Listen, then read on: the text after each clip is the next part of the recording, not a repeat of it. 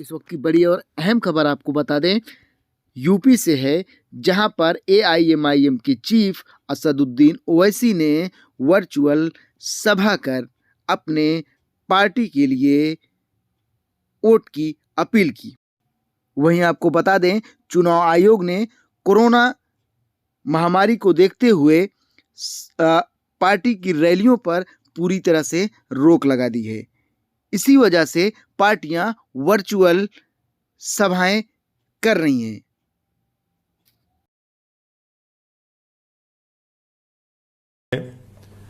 भागीदारी परिवर्तन मोर्चा का हम हिस्सा हैं, जिसमें जन अधिकार पार्टी और वामन मिश्राम साहब की बहुजन मुक्ति पार्टी भी है।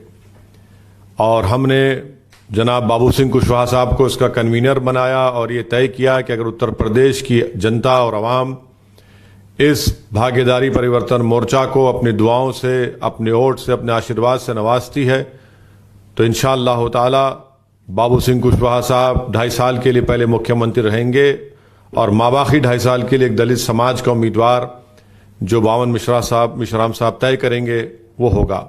साथ ही साथ इस बात को भी तय किया गया कि 5 साल में 3 डिप्टी चीफ मिनिस्टर्स रहेंगे, जिसमें एक अल्पसंख्यक समाज के मुसलमान साहब रहेंगे और दूसरे पिछड़े समाज और अति पिछड़ा समाज के पार्टी के नुमाइंदे उसमें डिप्टी सीएम रहेंगे। तो मेरी आपसे गुजारिश है कि 10 फरवरी के दिन जहां पर मजलिस के और भागीदारी परिवर्तन मोर्चा के प्रत्याशी हैं, उम्मीदवार हैं, आप उनको अपनी दुआओं से और अपने वोट से नवाज कर इस भागीदारी परिवर्तन मोर्चा को आप कामयाब और कामरान करें। ये कमज़ोरों का, मजलूमों का इत्तेहाद है। ये उन लोगों का इत्तेहाद है जो इंसाफ की लड़ाई लड़ रहे हैं। ये उन लोगों का इत्तेहाद है जिनकी आवाज़ों को दबा दिया जा रहा है।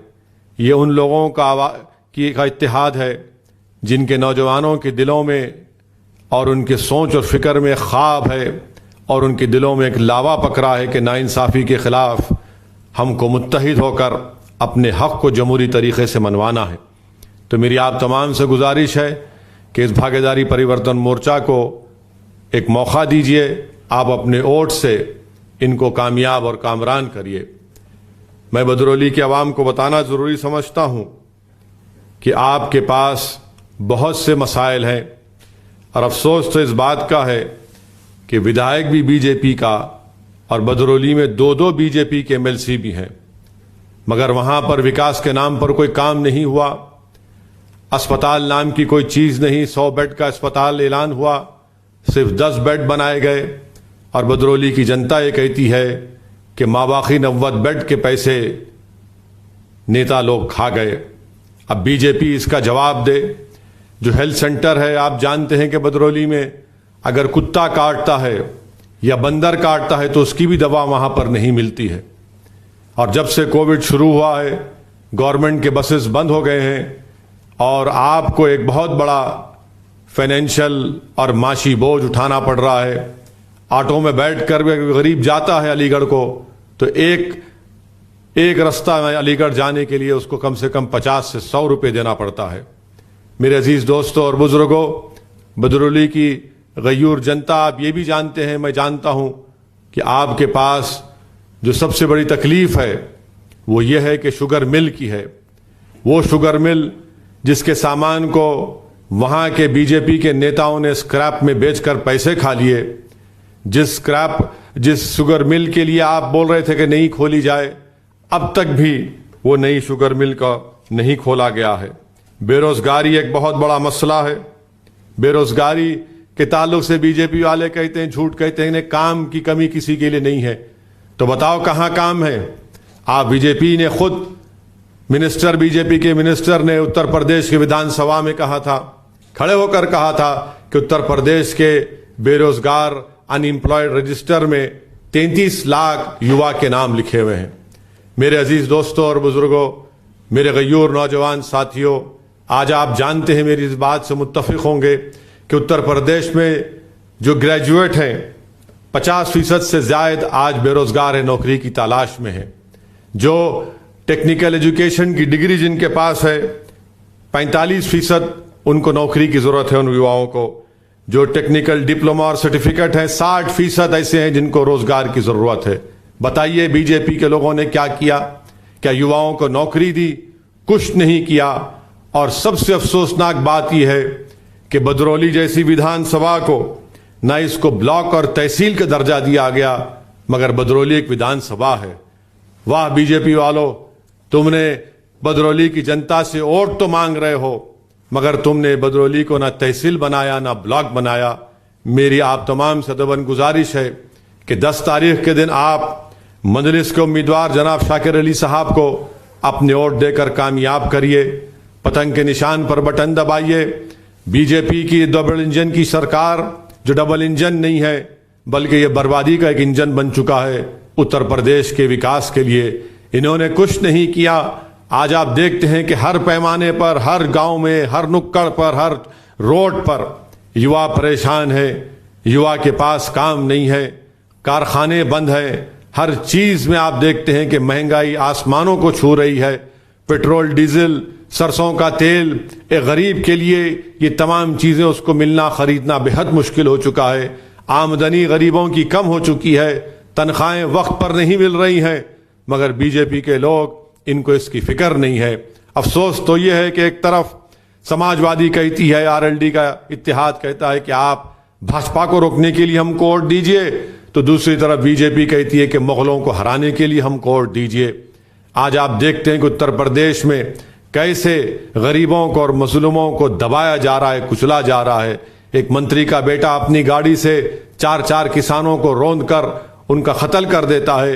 एक हाथरस में एक दलित परिवार की बेटी की हत्या की जाती है, उसकी अस्मत रेजी की जाती है, बलात्कार होता है, फिर कत्ल किया जाता है।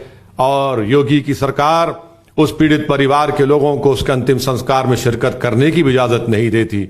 मेरे अजीज दोस्तों और बुजुर्गों, दूसरी जानिब समाजवादी पार्टी और आरएलडी है।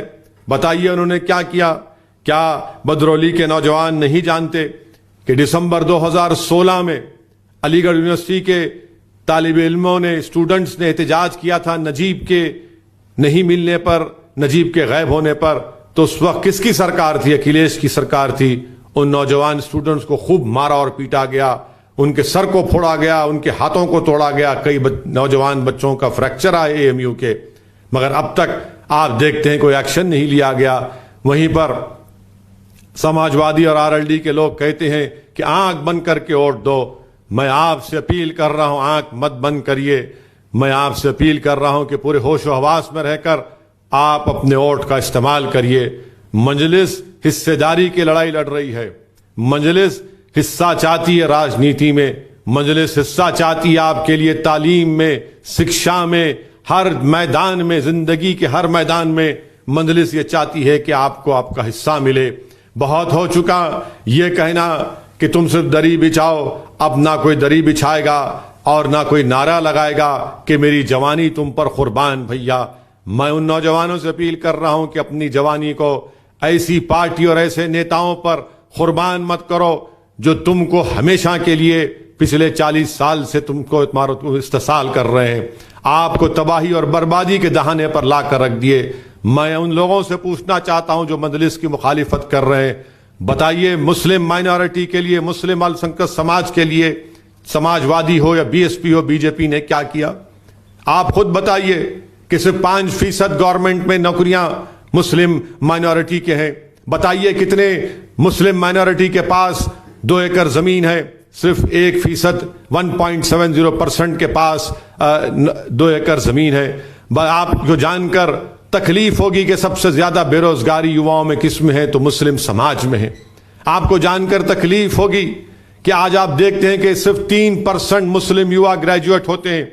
सबसे ज्यादा ड्रॉप आउट रेट अगर होता है तो मुस्लिम परिवार के बच्चे और बच्चियों का होता है। कौन इसका जिम्मेदार है? मैं जिम्मेदार हूं।